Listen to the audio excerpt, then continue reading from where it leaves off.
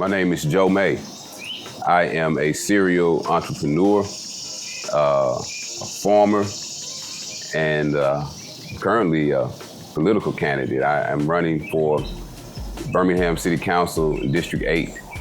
So for me, life is about service. I believe that in order for us to have a good world, a good life, or anything like that, we have to have a mindset that's service-oriented and not so much focused on just me and me alone, because we don't live in this world alone. I like entrepreneurship because it affords me the opportunity to kind of do things the way that I want to do them. It's freedom to me. So I've endeavored in a number of things over the years. The thing that has been most impactful and loving for me is agriculture. I've grown various crops. Started out with vegetables, fruits, watermelon, squash, okra, things like that. I'm from the South, maybe you've been able to gather that. And so just those Southern staples.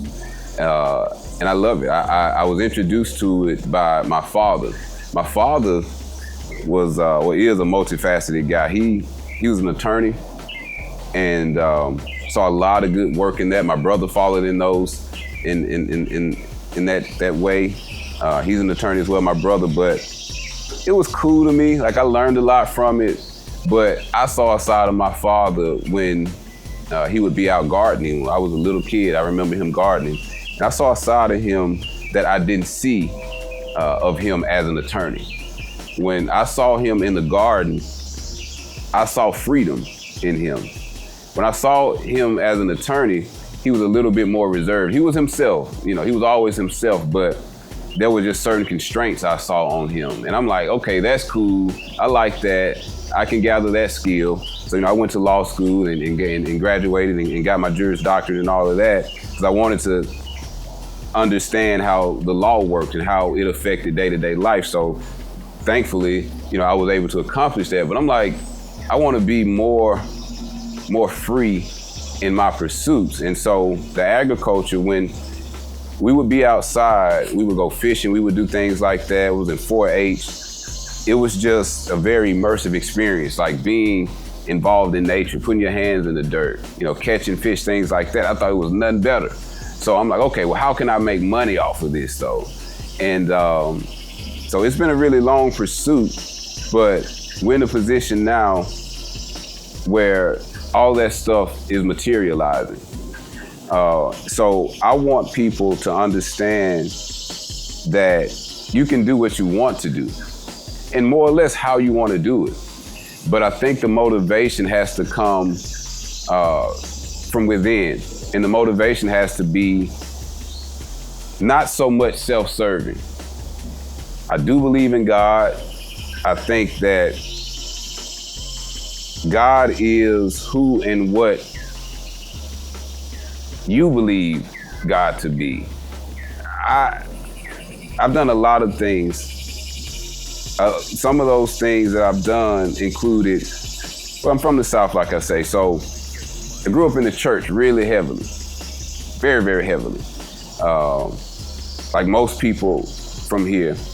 And I served as a minister for about 7 years, like what we would call a pulpit minister. Really been in the pulpit, preaching, traveling the nation, going across the world, had a pleasure to serve over in Africa during that time. And so I learned a lot about just who God is. And I learned also a lot about who God isn't. So that helped to transform my life tremendously. And what I saw was that a lot of the limitations that we put on God in our representation of godliness, they're really prohibitive. They're really divisive. I found that God is more simple than we make him out to be, more loving than we represent God to be. So I found a greater freedom and liberation in that. But it also kind of hampered me a bit because all of this that I'm experiencing, the average person that I was around wasn't experiencing it like that. They didn't see it like that. And so I was in a position trying to offer up my experiences to people. Sometimes that's difficult because everybody lives their own life. And a lot of people, I found out, are fearful to be themselves because of what they've been taught, what they've been told and what's been portrayed to them. So I want people, if nothing else, I want my children, I want my neighbors' children, I just want humanity at large, especially my folks, those ones who are descendants of enslaved Africans throughout the Americas. I think that we're a special group of people. I think we're human beings just like everybody else, no doubt. But there's something extraordinary about us. I think we have an extraordinary relationship with God. Everything that we've persevered through, no other people on the face of the earth in recorded history that we know of has experienced what we've experienced, period. You have people who have experienced hardships, no doubt. We don't want to discount that, but no one has experienced it like us. And so I believe that if we were to recognize the source of the power that we have, I think that there's nothing that we can't do. It has been proven. If anything, nothing else, we were able to overcome bondage and slavery. Enslavement, should I say. We didn't do that by way of our own volition. It was virtually impossible for us to break through and overcome that system that was placed on us. So how did it happen? It happened because it was a spiritual thing. We believed in a higher power. And through a concentration of that belief, we overcame. It was not a singular leader. It was not a group of leaders as we think or see them as. It were people behind the scenes doing things, praying for us, believing, putting forth those actions that followed those beliefs that they had. And nothing else comes from this interview, if nothing else comes from my life and my efforts, I want to encourage everyone to wake up, to awaken the conscience within you that you feel, but that you're afraid to tap into. Why? I don't know why we're so afraid to do it. I think a lot of the fear comes from losing what we feel we've gained. But these things that we've gained are only temporary. They're very, very temporary. The older that I've gotten, I understand that material things are just finite. They don't represent me. It looks good and it feels good to look good, no doubt about it. But that's not what it's about. I have a beautiful family. The friends of mine who I'm around have beautiful families. That's what it's about. I feel like that's the true wealth. We have to realign our understanding of what wealth is.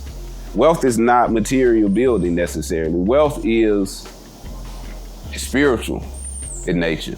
That's the true power.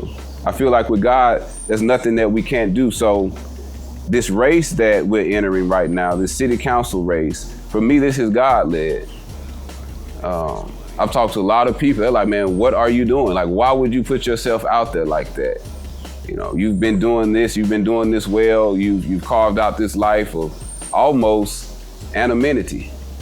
And you've been able to, be a globe, a world traveler and do all of these things like that and have these businesses and your wife is doing well. So why would you even do this? Well, I feel compelled to. I can't sit idly. I've never really said idly, but I can't sit idly in this moment when I see that things aren't going the way that they need to. So what are some of the issues you see affecting agriculture and farming and everything in today's society? That's a great question. The agricultural landscape today it's very interesting. Agriculture, like many other sectors and industries, I would just say are under attack. We have very, very few people who are engaged in agriculture right now, especially within our communities. Those folks who descend from enslaved peoples in this nation. By nature, we are an agrarian people, and the nation itself is an agrarian nation. It was founded on agrarian principles. The nation's wealth was built in the South. It was built in the South because the South had a unique footprint. We had resources and climate.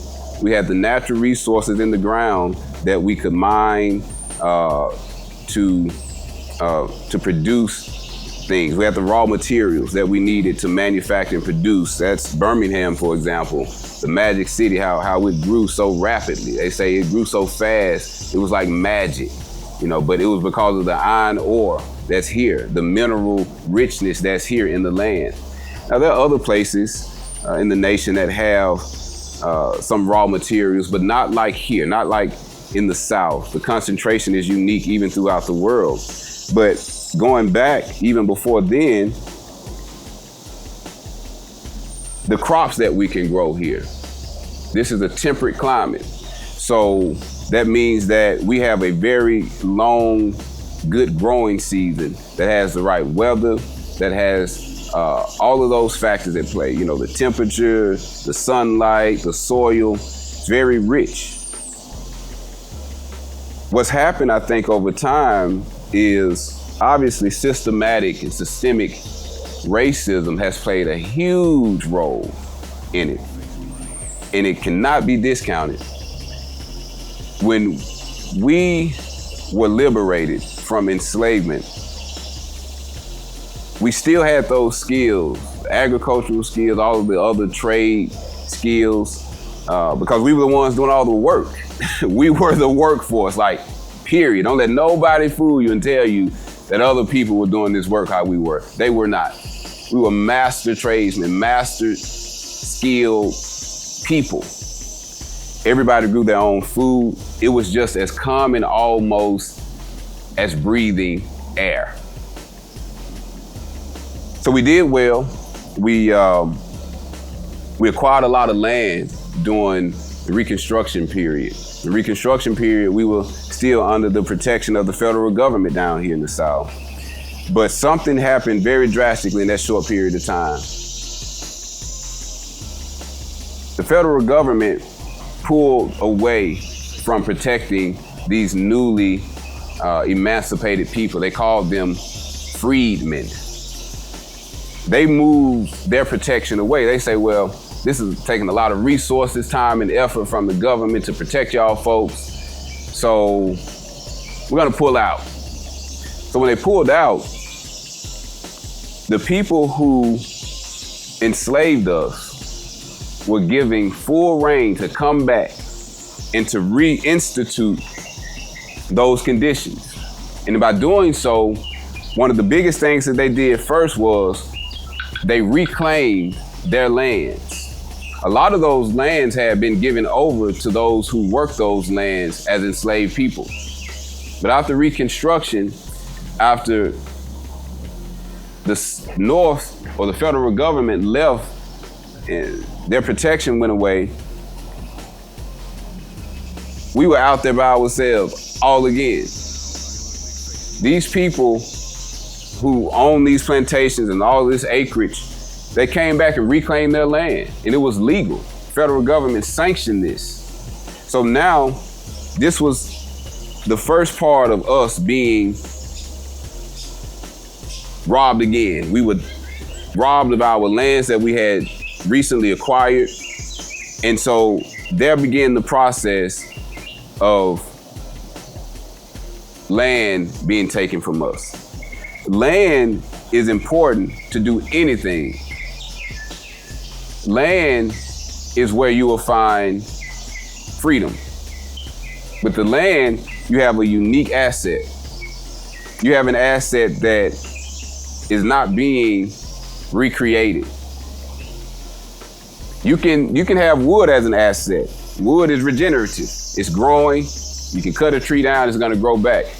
You can't do that with land. The land that's here is the land that's going to be here. It's not being built out anymore. I mean, if you want to be technical, yeah, land is being produced like by way of volcanoes. If you want to go to Hawaii or somewhere like that where volcanoes are active and they're spewing out lava, yeah, land is being, but that takes hundreds, thousands of years for that land to become viable. So effectively, whatever land you have, it's going to be that. Land is very valuable. When other immigrants came over to the country, they were given land. The land that was being taken away from us was being given to other people who weren't from here, who did not put their blood, sweat, and tears into the building this country. We really were owed everything that we've been given, but it's been systematically taken away from us, such to where by 1920, we owned millions of acres as a people.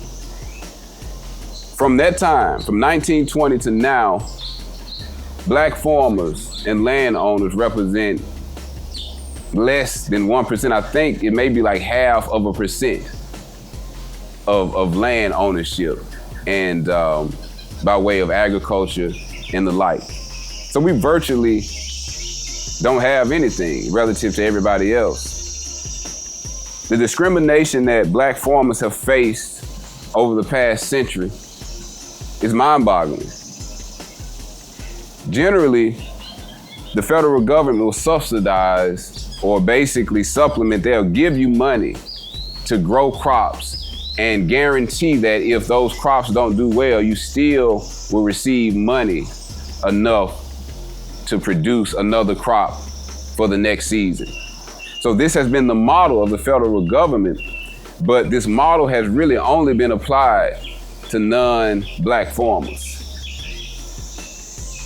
Our lands that haven't been taken away from us, we've allowed to be given away because of internal disputes about who owns the land. We can't agree, so our first mind is to, okay, well, we don't need to hold on to this. What good is this? This is in the country. This is somewhere else. We don't need this. Let's just sell it. So we're selling ourselves out. It's one thing that the federal government is doing or has done, but it's altogether another thing what we're actually doing to ourselves. We are defunding ourselves. Anytime we give land away or lose interest in land, that's a significant loss. If you don't want to farm, that's cool. But if you got land, you still can build homes. You still can build communities. There's so much that you can do with it. And if you don't want to be involved in it, you can lease it out, but just don't sell it. So those things have negatively affected us over time. When Black farmers on average try to go get a loan, because you need money to farm. People think that when you're farming, it's just, oh, well, get a shovel, got some dirt, go put some crops in the ground. Fundamentally, that is true.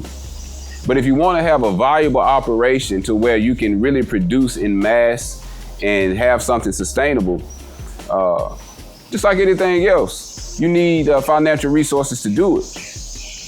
The federal government has a lot of money to do that because at their interest is you got to feed people. The thing with farming, the thing with agriculture, it serves one of the most basic needs that we have. That's to eat. If we don't eat, we don't live, period. So who's producing this food? I don't know if a lot of people really think about that. Where are we getting this food from? Food is wealth. Food is medicine. A lot of the health ailments, the health issues that we face are predicated on diet. A lot of the food we eat is mainly artificial. It has the effect of filling you up. It has the appearance of food. It has it's something that you eat, you get full, You digest all of that. Yeah, for sure. But the food that we're eating is largely artificial. Food is medicine. Agriculture is so powerful because it produces the natural medicine that nature has to provide for us, that God set it up. All of the pharmaceuticals that we consume, they are at their core, the recipe or the formula, if you will, that they're based off of, they are predicated on natural resources. So for example, opioids, opium, that's derived from a natural source. Now we have synthetic opioids, but the formula to produce those is based off of what's natural, the poppy plant. You have cocaine, for example. It's derived from the coca leaf. You have marijuana, another natural medicinal resource, grown obviously from a marijuana plant or cannabis. So all of these are baseline for synthetic pharmaceuticals. Food is medicine. It's very powerful. Agriculture, if we were to remove this badge of slavery, enslavement has really conditioned our minds in so many different ways. But it certainly has placed a negative stigma and feeling when it comes to agriculture. In our minds, for a lot of people who are descendants of enslaved people, we have this idea that I ain't gonna do that work. That's beneath me. That's what slaves do. I ain't no slave. I ain't finna get my hands dirty in no dirt. And so we have these images of our people actually out there doing it. We don't accept that as being something of encouragement and a reminder. Hey, this is what you need to be doing. Now, we don't need to be doing it for free. No, that part of enslavement is done with. I'm not gonna work your fields for free. I can work my own fields and I can do it together in mass and we can produce something. We need grocery stores. African Americans, all the health ailments that everybody else faces, we face too. But we realize them in higher proportions than everybody else. Let's take diabetes, for example.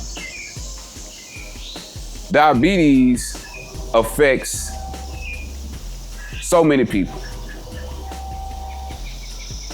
But it's not necessarily curable either, but it is reversible.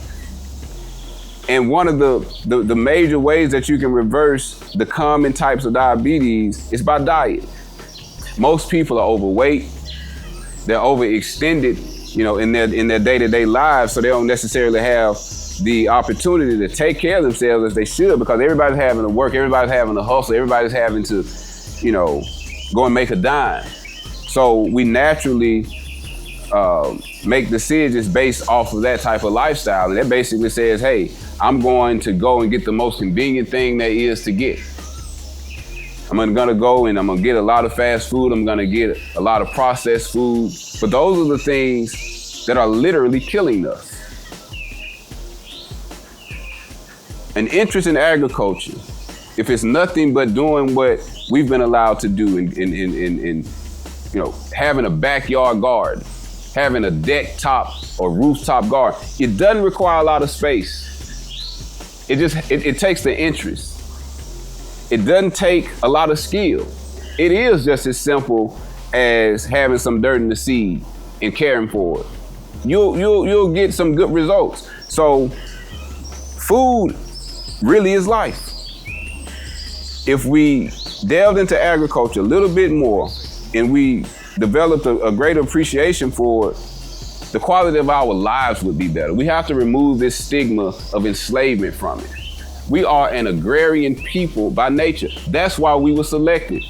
That's why we were chosen to come over and build this country, because we had a unique composition.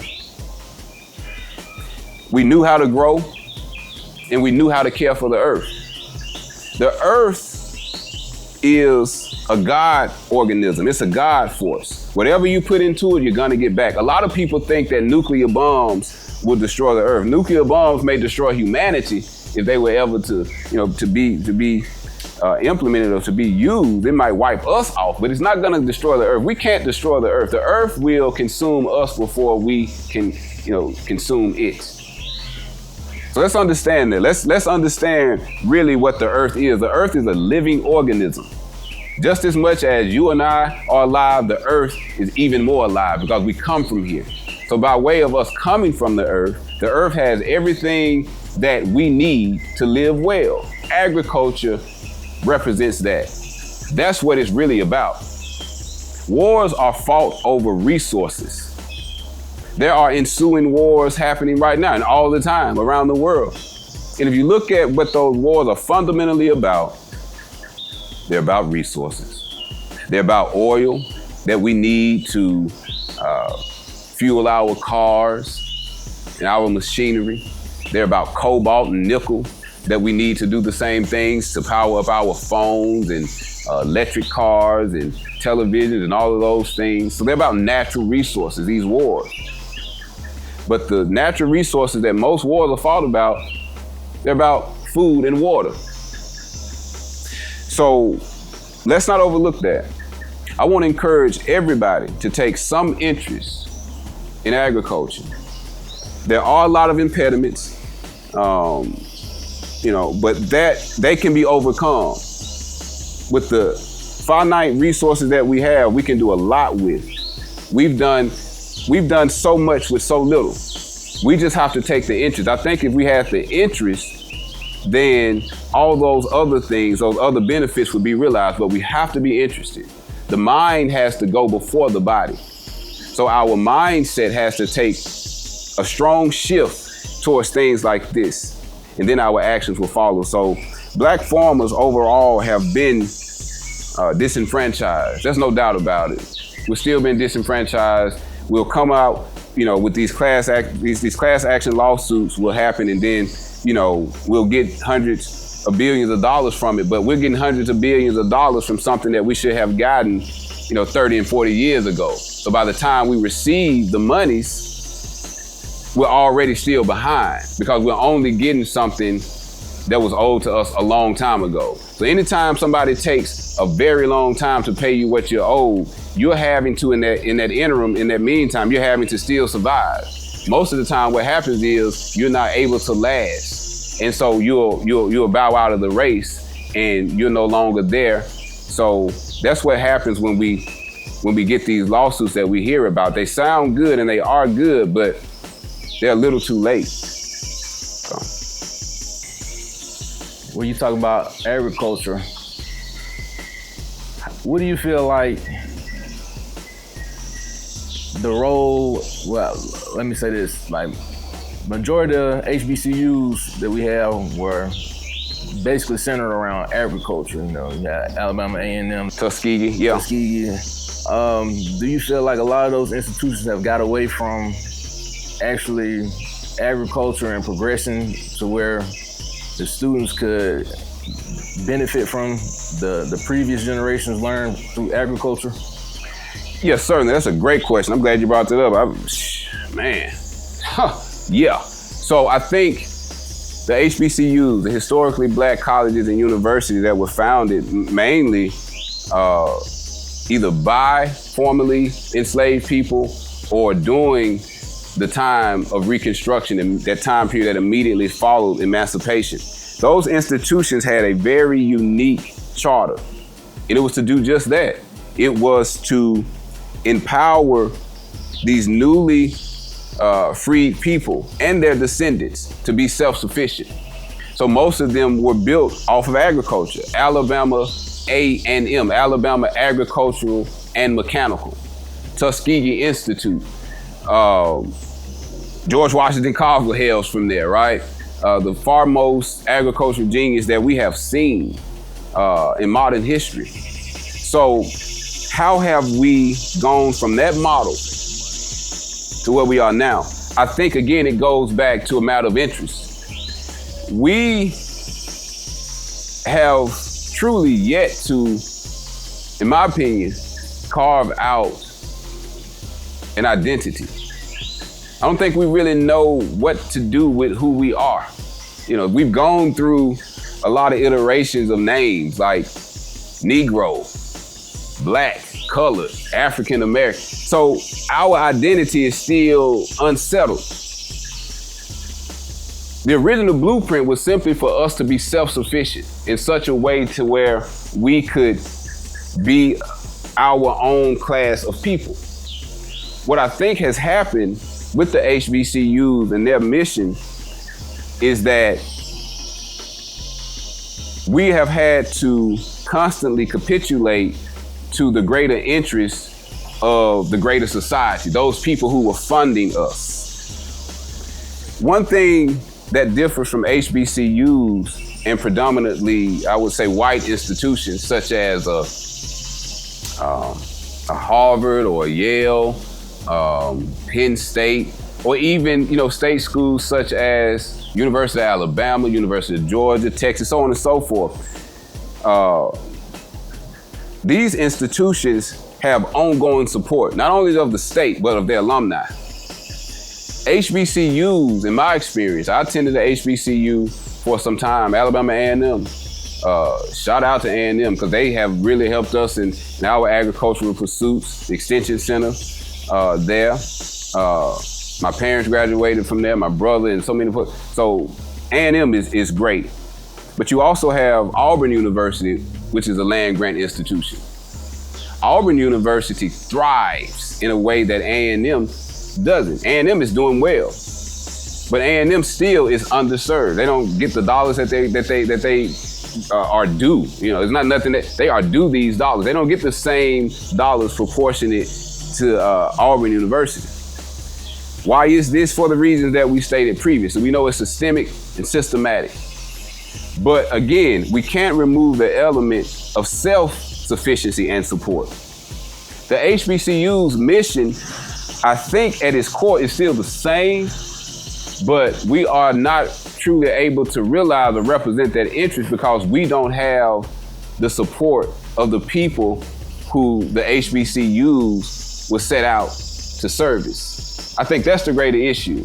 As much as that troubles me, to say and to deal with, it's just the truth. So we have to be more concerned with these institutions on our own.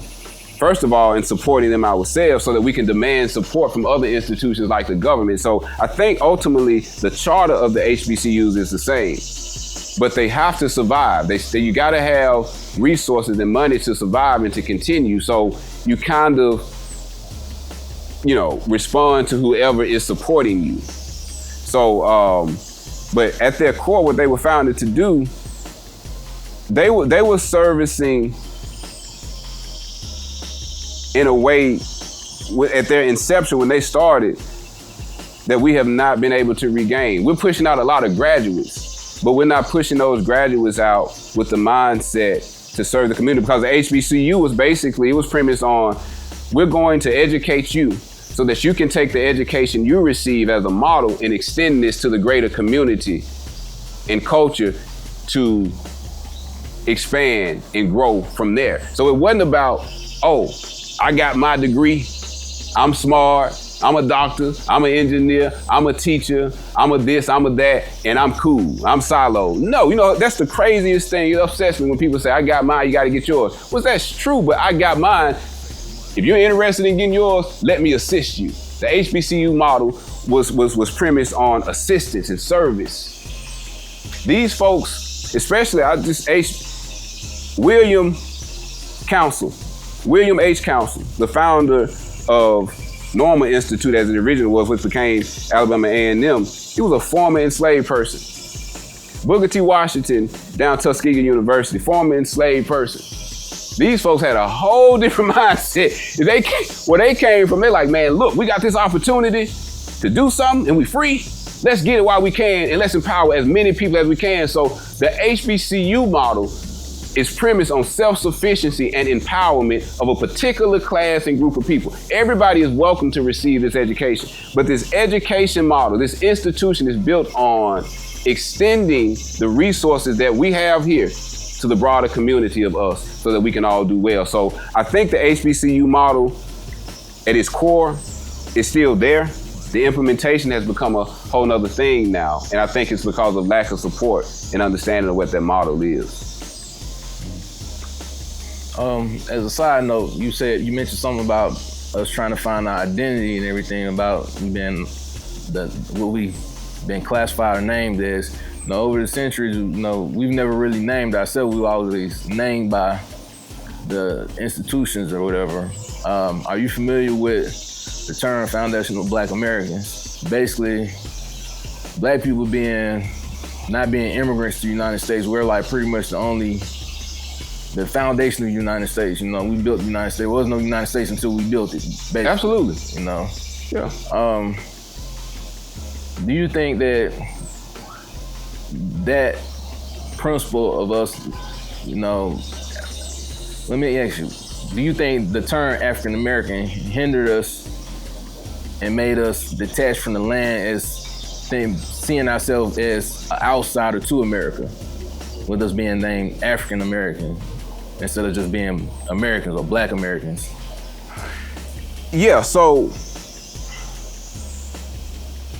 very familiar with the term foundational American, foundational Black Americans. Very familiar with that term, and I think that it's probably one of the most appropriate identities or identifiers that we have offered up so far. But yeah, as far as African American, that description, that identifier, I think it was very well intended, and I think when it came out, if I'm not mistaken, Jesse Jackson helped popularize that term. Jesse Jackson. And so at the time, I think that it was very appropriate, very progressive. I think we understood maybe what that meant. Mm-hmm. It was saying, it was referring to those descendants of enslaved folks in this country, mm-hmm. right? So we were putting the African before the American in the sense to where we wanted to align ourselves with African identity, because I think that's important to understand who we are at our core. We are Africans. We're just Africans of the diaspora outside of the continent, but we're equally probably, you know, if not even more American, because, you know, we did help build this country. So I think that was a good combination of words and terminology. But what's happened over time is that, just like everything, all of the progress that we've made as those people, those descendants of enslaved Africans, all of our progress has been giving to everybody else who's not white. And what I mean by that is, we were working on behalf of ourselves, obviously for everybody to benefit from it. Now, you know, because it ultimately is a human rights issue, mm-hmm. right? So we don't want to see anybody undergoing the treatment and experiences that we've had, but we want to receive what's due us too. Mm-hmm. So I think what's happened is that all of our issues and everybody else's issues have just been thrown into this crucible, and just to this one whole big pot to say, okay, you know, people of color. Mm-hmm. We gotta have some distinctions. It's not people of color. We're talking about a specific group of people of color. But the thing that comes in is, you know, like when it comes down to the resources and everything, yeah, everybody want to get lumped into people of color, but then once the resources are distributed, then everybody becomes separate, you know? There you go.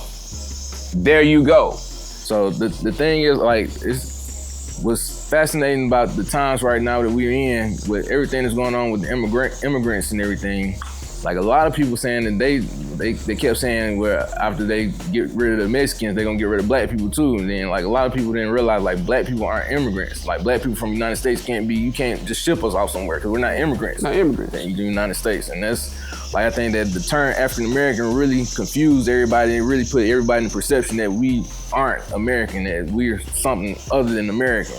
Absolutely. When we're the main responsibility for America even being here. You know? Absolutely.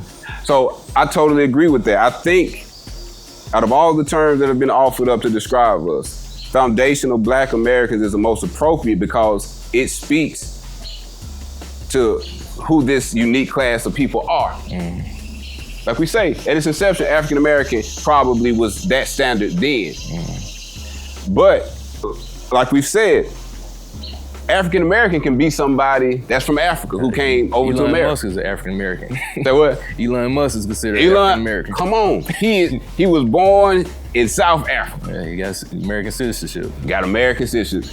Elon Musk is an African American. Yeah. What? So, but is he?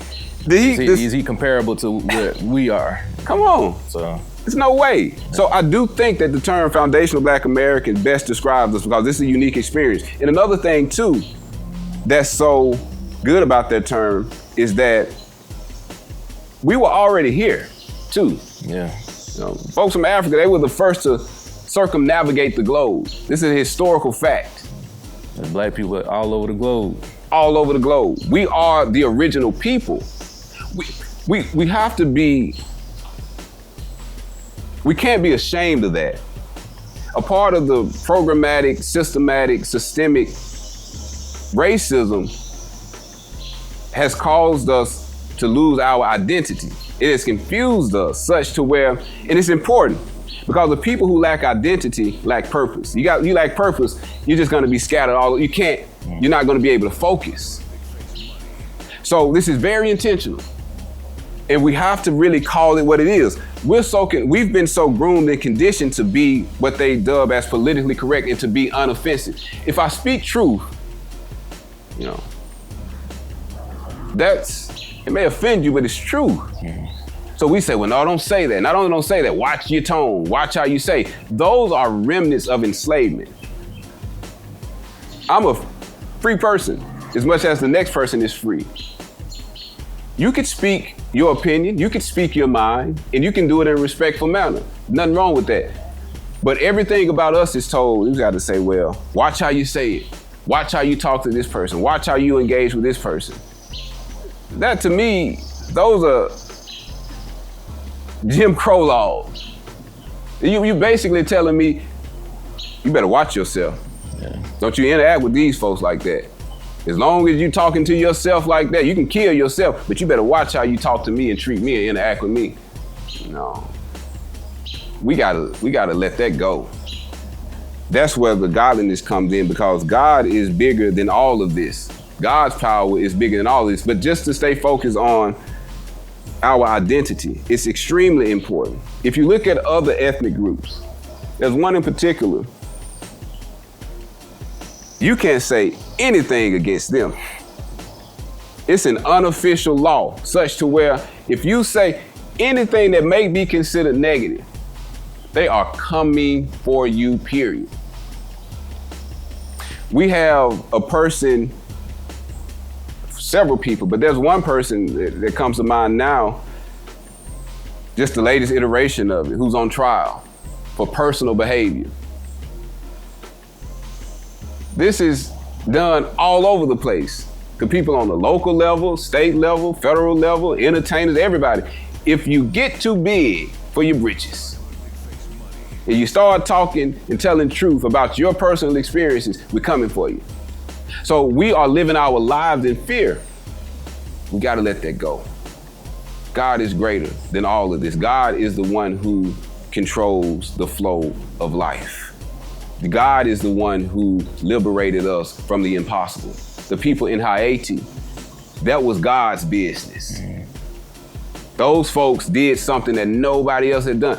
A very small group of people. They overcame the powers of the world, the most powerful militaries in the world at the time. They overcame them, not with weaponry. We got to tap into that. But in order to do that, we have to understand and see who we are. Those people being from here, and it's true. I know it's true because I've seen the people, I've seen the pictures, I've seen my grandfather. I'm looking at somebody that's in front of me right now. We are native people too. So Black folks, foundational Black Americans is important because we're talking about the people, one, who are already here prior to the enslavement of the folks and the ones of us who were brought over on the ships. We took our own ships and settled on lands all over the world, but we came in harmony and peace. We were already here in the Western world.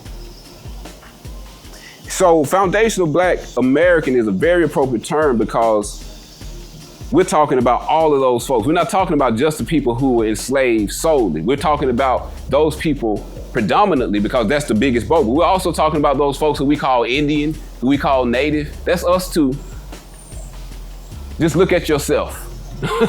Look at your facial features. Look at the pictures of your grandmama and your granddaddy. That's you too. That's us, too. So Foundational Black American is very appropriate because we have to identify ourselves first to understand who we are, what we need to be doing, what the purpose is, so we can get a greater direction, but also to say, hey, when these resources start to come down the pipeline, don't lump us in with everybody else. We don't hate nobody else. Don't lump us in with everybody else. We're talking about these folks. Because they say, well, hey, we're gonna give you reparations, black folks. Black folks can be a lot of people. Mm-hmm. There's so many people who don't want to be us, who are us. So if you don't want to be us, that's fine. Be whoever you want to be. But this class of people are these folks. But when they start passing out the resources, not everybody want to be this. So I want to say to my so-called Latino brothers and sisters, to the so-called whoever else, be black. Be yourself. It's okay. Just because you are a different skin color, like because you're a lighter, that's all enslavement talk. That's all devices. That's crazy. We are the original folks. We are the original people. All of the hues of color emanate directly from us. We can be as dark as almost blue-black. We can be as light as what they consider to be white. We gotta let that go. We have to identify ourselves as one people. So Foundational Black American, I think, is very appropriate. I think it's the most appropriate description that we've come up with so far because it identifies a unique class of folks who are descendants of enslaved Africans, who are descendants of free Africans who were here prior to enslavement, who we call Indian and Native. So we gotta have an identity in order to have a purpose.